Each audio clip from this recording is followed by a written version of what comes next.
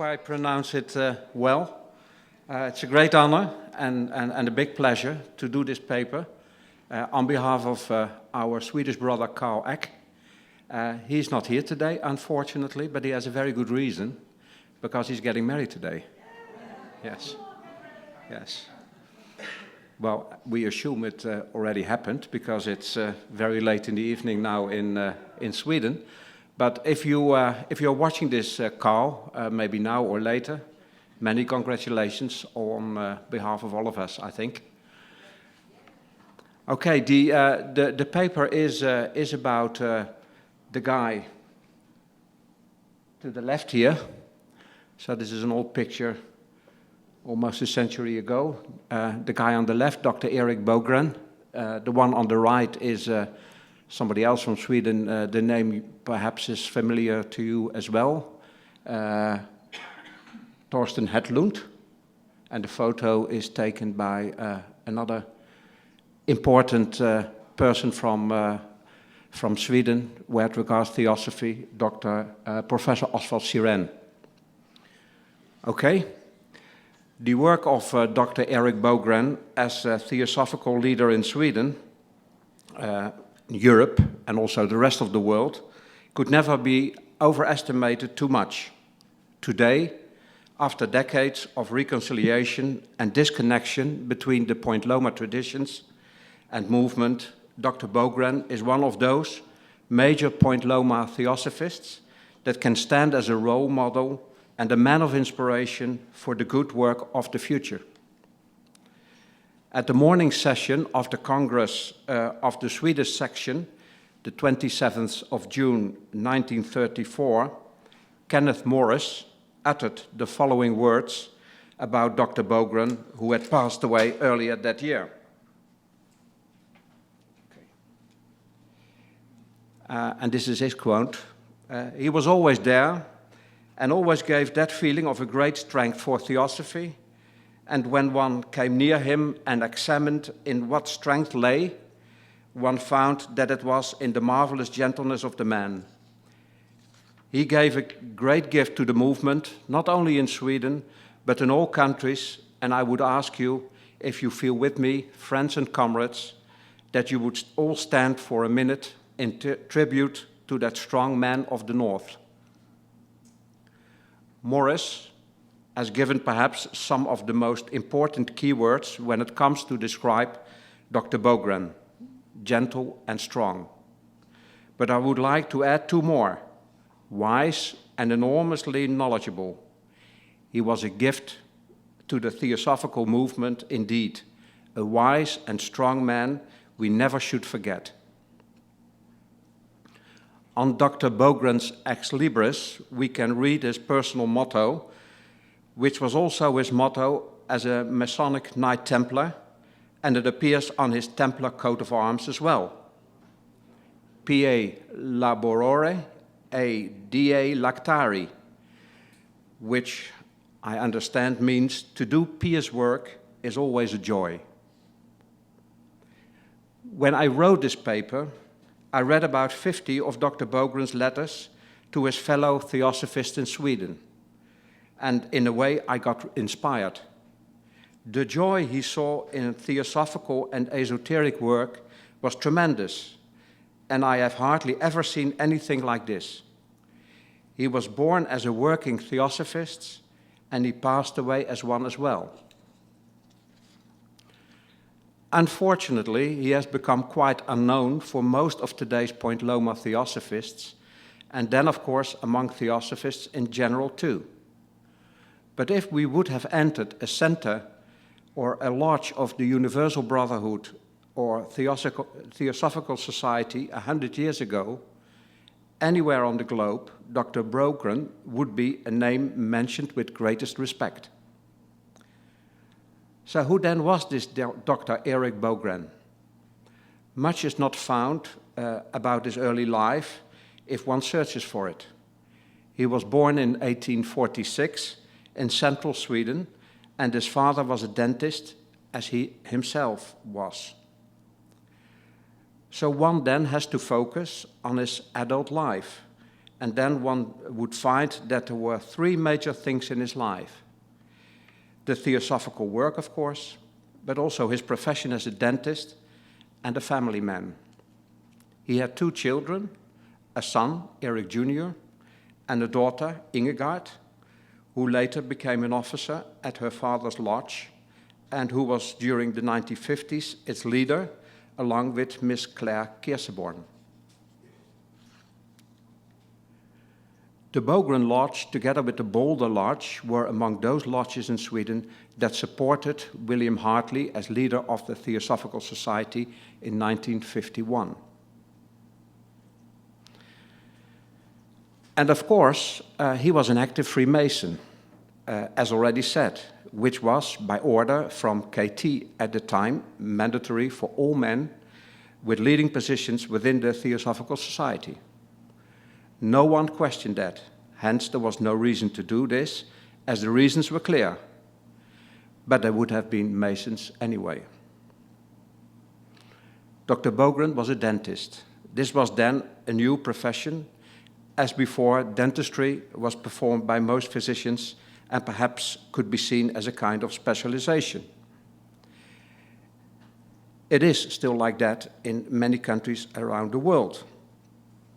Dr. Bogren's father, Carl Frederick Bogren, was also a dentist and the very first ever in Sweden to pass a dental exam at the medical department of the University of Uppsala. And our Dr. Bogren, if I am allowed to call him that, followed in his footsteps and studied at the very same university during the late 1860s. Dr. Bogren was to become the first dentist to open a clinic in Helsingborg in Scania, in the south of Sweden. And Helsingborg became his lifelong hometown. He held the degree of Doctor of Dental Surgery, but studied also botanic, zoology, biology, pharmacology, philosophy, Latin, and natural history. His mother tongue, of course, was Swedish, but he was also fluent in Germany, as at the university most of the literature then was in that language. He also studied for a period in Germany. Furthermore, he was also very well acquainted with the English language and had knowledge of classical languages, some French and Sanskrit.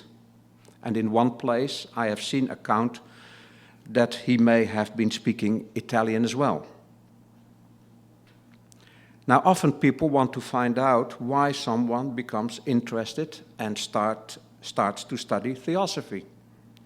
In the case of HPB and KT, writers are pointing at their grandfathers, for Judge to his father, and so on. Yes, Dr. Bogren's father was a Mason, but also a Lutheran. But this was, would I say, totally normal among Swedish bourgeois families back then. So let us start somewhere else then. Dr. Bogren joined the Theosophical Society in Sweden during 1889. In those days, it still was an independent national society. In other words, he was one of the earliest members. The Swedish Theosophical Society was given a charter in February of the year 1889, signed by HPB and GRS Mead at London. This is an important fact to understand why very few Swedish theosophists followed Annie Besant in 1895. Sweden never received any charters from Adyar or letters, patents signed by Henry Alcott or anyone else. For what that matter, not until at least 1898, when Besant gave her members in Sweden a charter for the Adyar section. I would say it was a totally natural step for Dr. Bogren to join the Theosophical Society, as he already was a theosophist. One could find in the correspondence, diaries, notes, and so on from well-known theosophists in those days, including GDP and Dr. Gustav Zander, that this was not the first incarnation that Dr. Bogren walked the path of compassion. There had been many, and I believe that he himself very much remembered those. but both along with Thorsten Hedlund and GDP, Dr. Bogren knew that they had worked together before. Dr. Bogren didn't waste any time when starting to work for Theosophy, and he never did that either for the rest of his life, as to do the master's work was his greatest joy. One of William Quan Judge's last words were, "Work, work, work for Theosophy." And this is exactly what Dr. Bogren did until his final moment of that incarnation. The founding president for life of the Theosophical Society in Sweden, Dr. Gustav Sander, headed Lodge number 1 in Stockholm, named Isis. And shortly after the establishment of that lodge, Dr. Bogren got a lodge patent from Dr. Sander so he could form his own lodge in Helsingborg as the number 2 of the records. Lodge number 3 was Thorsten Hedlund's lodge Boulder in Gothenburg. From the very beginning, it was the Erik Bogren Lodge, not because of that is what he wanted himself, of course not. He would never, because he was a very modest and simple person. But the members and students of the lodge, as well as the Swedish theosophists from around the country, insisted. The lodge didn't get its name officially until 1929. The reason was that KT refused to change the name in the official records. In an issue of the Swedish Theosophical Journal, well, in English it's the Theosophical Path, from 1921, we can read about a meeting when KT visited the lodge. The members told her that they wanted to have the name officially changed. Dr. Bogren, by the way, at that time was at Point Loma, and KT said no, as traditionally the local branches were officially called centers, and as the Theosophical lodges were subordinated to the centers, they had a number followed by the name of the city or town. But unofficially, the Swedish members continued to call it Lodge number 2, Erik Bogren. Dr. Erik Bogren was therefore the only theosophist, beside Blavatsky, Tingley and Besant, who got a lodge named after themselves during their lifetime. And I don't say if, but when, I hope, we will be able to reopen a lodge in Helsingborg. I promise that it will bear the name Lodge Erik Bogren once more. Not only within the Theosophical Society, but also from outside the society, he was known and recognized as an excellent teacher of theosophy and as well a good leader and organizer. He never needed any training or education when he joined the society.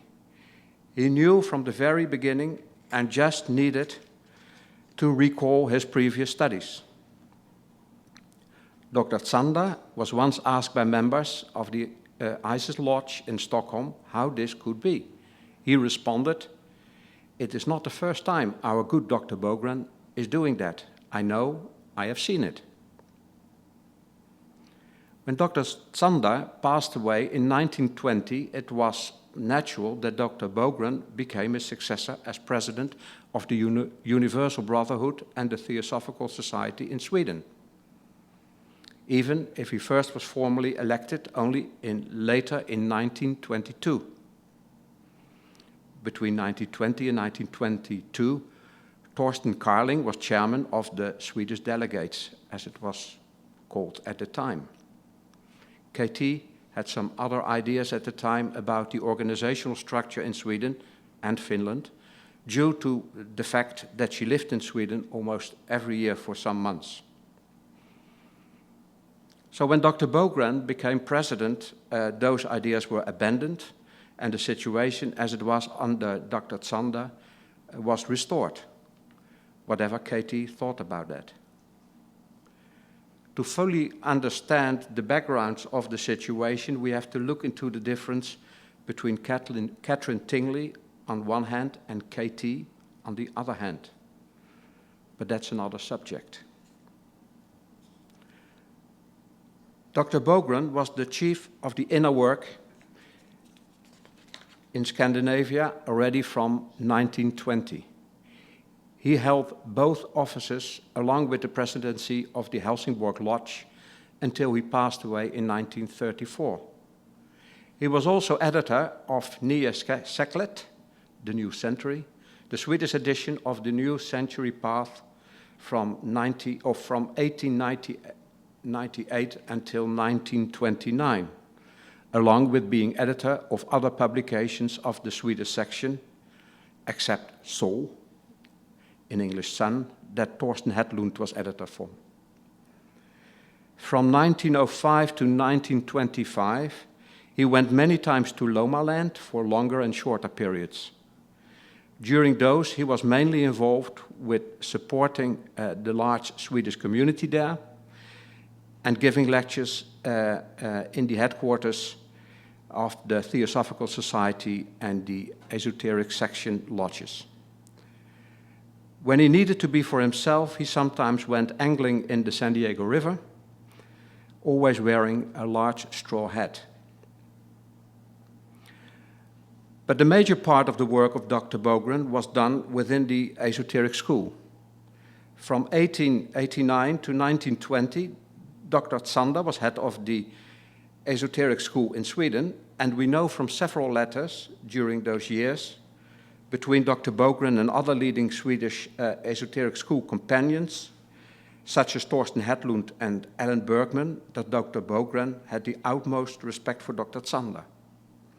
We find in a letter to Hedlund from 1911, where Bogren is replying to a question concerning the Master's opinion on a then important issue within the Universal Brotherhood and Theosophical Society in Sweden, by saying, "Even if I could answer and might know the answer, you must ask Dr. Zander himself, as he is the link between the Masters and Sweden. You must ask him." What this means is clear. Dr. Zander was an accepted chela, something HPB also recognized, and Dr. Bogren was at that time a lay chela of a high level. Dr. Bogren was accepted as a chela in 1932 himself. This we can find in a note in the diaries of Helen Harris, where she mentioned, "GDP told me today that Dr. Bogren now has been accepted as chela to master." Most probably the same master as was GDP's, when looking at the resemblance of their characters. Dr. Bogren succeeded Dr. Zander as head of the Esoteric School in Sweden and all of Scandinavia, and held that office until he passed away himself. During the 1920s, when GDP became the unofficial study director of the Esoteric School and made himself known as a teacher, KT remained, of course, out ahead until she passed away in 1929. Dr. Bogren was entrusted to be the head of the Third Degree European Group. This was a reorganization of the old Third Degree organization in which Dr. Bogren was the chairman of the old Third Degree Group in Helsingborg. In other words, the group in Europe of all the members here of the Third Degree of the Esoteric School. There is a misunderstanding, in my opinion, among many of today's Point Loma theosophists, that GDP's inner group was the same as the Third Degree group. This is not correct. Not all Third Degree were members of the inner group, but all members of the inner group were Third Degree members. When looking at the Third Degree European group, we find something interesting, what helps to explain and understand Dr. Bogren as an occultist and as well his relation with GDP. According to the rules of the Third Degree group, it never met without a direct order by the outer head. So this means that in general, the European group rarely would meet as GDP was either at Point Loma or traveling most of his time. Officially, Dr. Bogren's role then should be to receive the instructions from GDP and distribute them amongst the third-degree members in Europe. But in fact, the third-degree group met regularly, and this by summons from Dr. Bogren only. They had monthly meetings, and these continued until 1934, and also after that as well, when Professor Sirene became the successor of Dr. Bogren as head of the third-degree European group, and also as national president in Sweden. So, did Bogren do anything wrong? And did GDP know about this? Dr. Bogren did not do anything wrong, and yes, of course, GDP knew about it. GDP stated several times that he totally trusted Dr. Bogren as a friend, student, co-worker, and as head of the third-degree European group. He said, "I'm totally convinced Dr. Bogren can handle that." If he would have been asked about how Dr. Bogren was running the European group. Perhaps KT not only had the plan at the time to form one mystery school, but two. One with the inner group and Point Loma as base, and another one with the third-degree European group at Vissingzee. That we don't know, but it does not seem to be a faraway conclusion. Dr. Bogren stands as a role model of loyalty. No matter how hard the winds were blowing, from the outside or within, his loyalty to the masters, the leader and the outer head, the school and the society was steadfast. In a letter to Thorsten Hedlund from 1923, he says, no matter what they say about the leader, master trust her, and then we must be at her side no matter whatever human mistakes she makes. One has to note here that when they write about Mrs. Tingley, they wrote she with a small letter S, and when they wrote about KT, it was with a capital letter S, indicating Mrs. Tingley in her capacity as the Universal Brotherhood leader. In another letter to Anna Sonesson from 1914, we can read on the question if he believes in the masters, because this, at the time, media worldwide was an issue, because they claimed Tingley herself didn't believe they existed.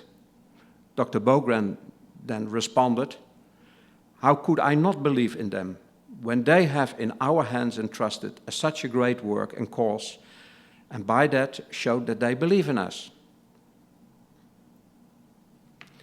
When trying to get to know Dr. Bogren, one would pretty quickly find a group of three very close friends among the leading Theosophical Society members in Sweden, namely Dr. Bogren, Professor Sirene, and Thorsten Hedlund, printing director by profession. They were also representing the three of the most important Swedish lodges in Helsingborg, Bogren's Lodge, in Gothenburg, Hedlund, and Stockholm, Sirene. And then there was, of course, the chief among them, Dr. Zander.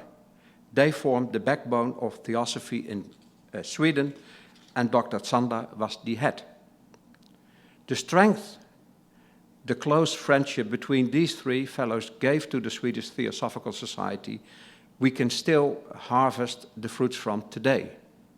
The wisdom, knowledge, teachings, and inspiration that is coming from them and which helps us to progress in our work forward is like a Swedish lodge force. Always one can turn to their correspondence, lectures, books, articles, and diaries to find what inspiration one may need. Along with the three friends and Dr. Zander, there initially was a fifth comrade. They were often called simply the Five. Unfortunately, that fifth comrade later went another way, but for sure, he will be back, if not already that is the case. Those 5 were intended to be the strong defenders of Theosophy in Sweden. And during the early 1910s, when KT was in Helsingborg in southern Sweden visiting the 5, she told them to form a Masonic chain. They were, of course, all Masons, and tried to rip it apart. And now Carl explains what that means. There is a ritual during the end of all Masonic temple works when the brethren form a chain around the altar. And in the ritual, they try to rip the Masonic chain apart, but are not able to do it until the 3rd time when the worshipful master ordered them to do that. So what KT did was to tell them to try to do it themselves, but how much they struggled to do this, they were not able to do so. This means that true brothers never can rip apart the Masonic chain or any other chain, break the bond they form together, and that true brotherhood lasts forever. So the 5 was a true brotherhood that will last forever. KT told them that they will be linked together for the eternity, meaning, in my opinion, a certain cycle, most probably the period of a subrace. In harmony and together, always work for the liberation of mankind and to evolve it to a higher, purer, and freer plane. The 5 here in Sweden, and for Sweden. Dr. Bogren referred to this close relationship in a letter to Hedlund in 1919, that it is true brotherhood that follow the comrades that is coming from the inner chamber, and this strong link no storms can rip apart. So indeed, Dr. Bogren was a gift to the movement. Among the papers he left behind, there are 3 manuscripts for books, which never have been published, unfortunately, bearing the titles of Mysterina, in English, The Mysteries, Egyptian och de Store, Egypt and the Great Ones, and Overgangstider, Times of Change. All 3 of them are real fountain sources, I can assure you, of esoteric wisdom and knowledge, and I think they have even more to say to our time than they had when he wrote them. It is now 79 years since Dr. Bogren passed away, but his wisdom and legacy is still very much alive today. The times when I have turned to Dr. Bogren for inspiration are uncountable, and with this simple talk, to his memory and honor, I hope all you listeners will see what great theosophist and teacher we had and still have in the strong men of the North. Thank you very much for your time and your attention.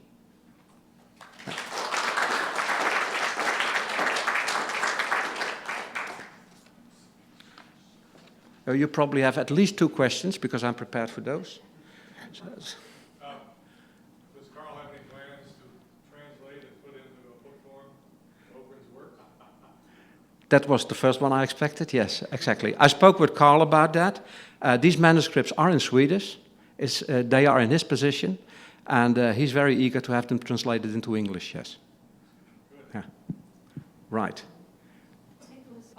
We have a doctor friend who we've known many years, Björn Eck, and he sometimes gives his treatments down near the university here at Irvine, and he works all over. He's still alive, and we asked him if he were related to Carl, and he thinks probably so, though I don't know if he's had direct contact.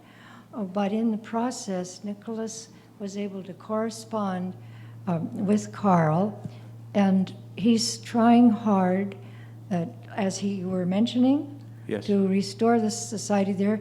He also mentioned about a Swedish king who was sympathetic. That's true. Do you know that story? Yes, I recall Carl mentioned something like that in his paper, which I also did last year, and which will be available, which is available on the internet, I'm sure. And he also mentioned about that when he was when he was visiting us in The Hague, and he did a presentation over there about Theosophy in Sweden. But this goes back to the days of Mrs. Tingley.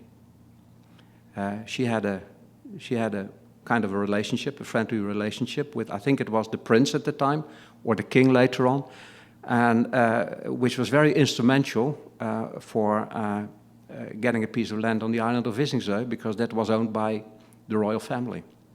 One more. Did GDP have this suggestion or requirement that prominent males join the Masonic lodges in his dispensation? I can only repeat what Carl mentioned to me. Until GDP's days, it was kind of mandatory to be a member of a Masonic lodge as well, if you were in a leading position at the time. But this is what Carl tells us, and perhaps Herman can say something more about that.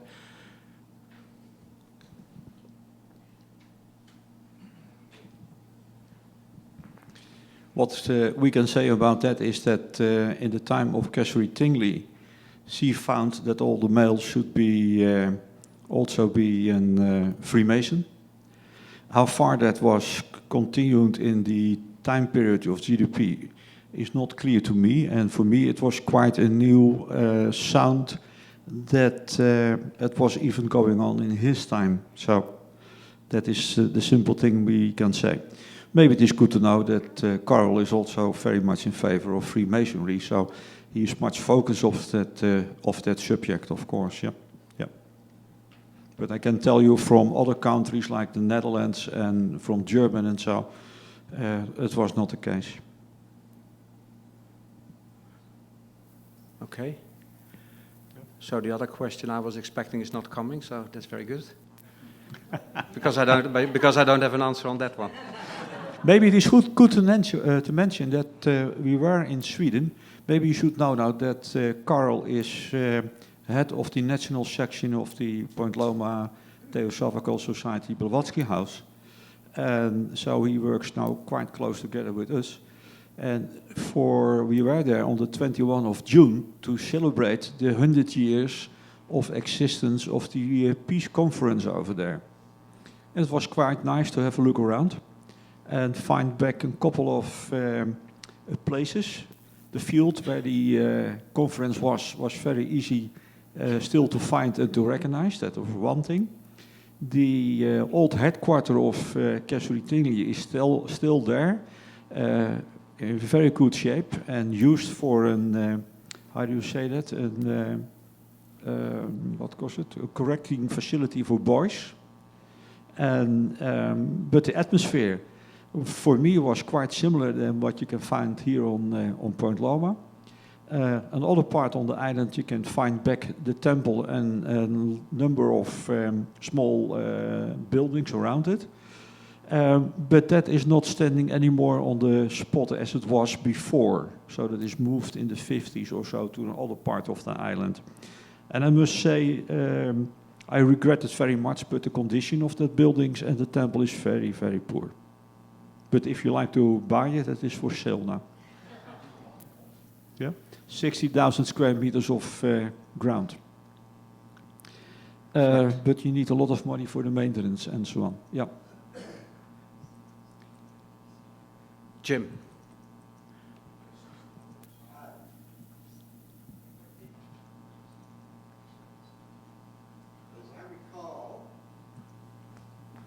My reading, GDP started the fraternization movement in 1930. And I just realized that Catherine Tingley died in 1929. Yes. Was there any reason, any connection, why he waited after her death? This was started. I'm just, as a historian, as a semi-historian, I was just curious about that.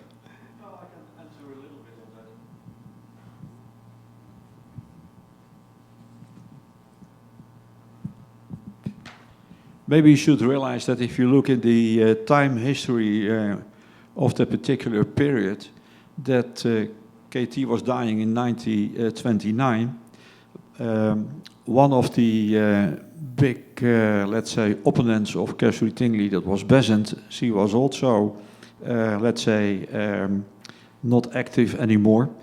And so the whole situation in the Theosophical societies, plural, was different. And in 32, he was trying an action to see how far it was possible to get again the cooperation between the different societies. Yeah? It should be absolute nothing new to you if you realize that one of the ideas of ITC, the International Theosophical Conferences, having the same idea. Yeah? So, but you should realize that uniting and cooperation in different traditions has some challenge, even nowadays. Yeah? There is getting back to a bit of history, and in particular early history of the Theosophical Society in Sweden. I am aware of a small booklet which has been published in commemoration of this Peace Congress on Visingsö, which has been, put together and printed by Point Loma publications or one of their predecessors, and which gives a lot of information about the early period of Theosophy in Sweden, and also information about the relationship with the royal family. I'm sure Ken has a copy. I think I have a copy as well, and you can find it on the internet. So it's. I can find it for you, but it is in the title is of course the Peace Congress, or was it the World? What was the official name of the? Oh, the World Peace Conferences, also something like that. Yeah, yeah. Is Ken there? Ken should. No. Ken is Not there. okay, having a walk. Yeah. Okay. All right, but I can find it for you, I'm sure. And I'll send it over to you. It's only 30 pages or something like that, but it gives a nice overview of the early history until KT's days and this Peace Congress. Right? Thank you. Okay. Other questions? No? Okay.